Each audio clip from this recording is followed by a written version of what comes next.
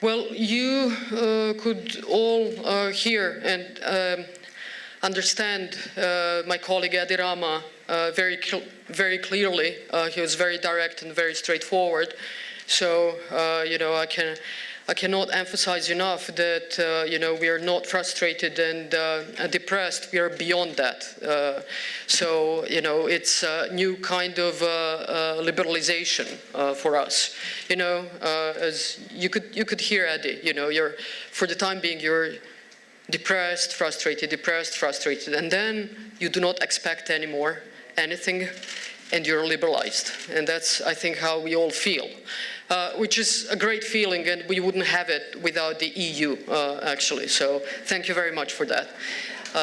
We went 360 degrees altogether in this.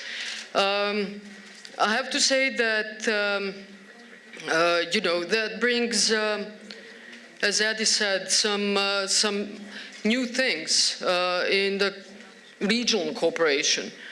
I think we all continue doing what we need to do to continue with our European integration.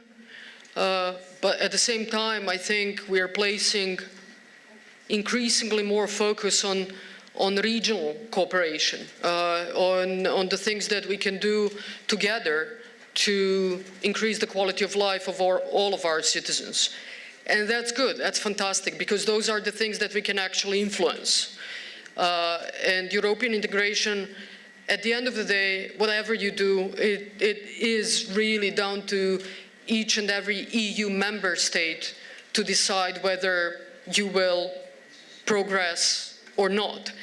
And it's a complex and complicated process, and it gets more complex and more complicated by the day, as we have seen with North Macedonia, and I have to say that.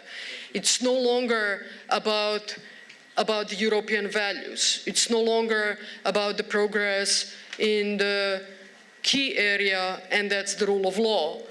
It's now also about the bilateral issues, and not even the bilateral issues as such, more issues of linguistics, history, interpretation of linguistics and history, and so on and so forth.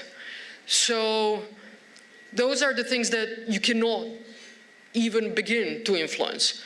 There are other things that make our European integration more complicated, and I'll mention perhaps one or two. Serbia is, even in this IGC that we had, which was actually very positive, always reminded by some of the EU member states about the national minority rights. And that is actually fantastic because, in my view, human and minority rights are one of the key European values.